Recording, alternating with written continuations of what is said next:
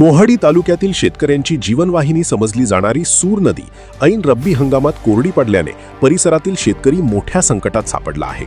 नदीचे पात्र पूर्णपणे कोरडेठाक झाल्यामुळे पाण्याचे सर्व स्रोत आटले आहेत.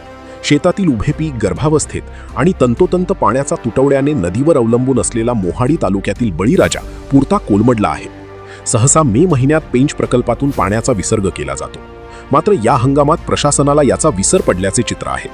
त्यामुळे पेंच प्रकल्पातून पाण्याचा तत्काळ विसर्ग करण्याची मागणी शेतकऱ्यांनी केली आहे.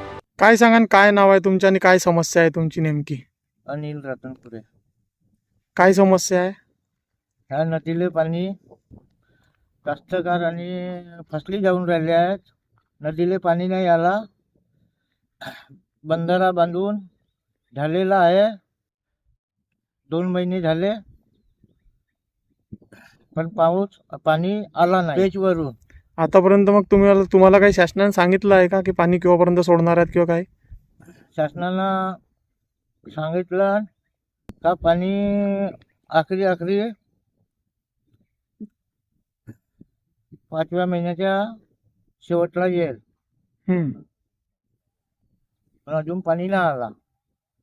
तर मोहगाव देवी शिवारातील पुलाखाली दरवर्षी ताडपत्री टाकून बांधण्यात येणारा तात्पुरता बंधारा शेतकऱ्यांच्या या समस्येचे मुख्य कारण बनला आहे. येथे मागील अनेक वर्षांपासून पाणी अडवून धरण्याचा हा अकुशल प्रयत्न निव्वळ अर्थार्जनाचा पांढरा हत्ती ठरत आहे. तर काँक्रीटचा स्थायी बंधारा तयार करण्याबाबत प्रशासनासह जनप्रतिनिधींनी तत्काळ लक्ष घालून पाणी टंचाई सोडविण्याची गरज व्यक्त केली जात आहे.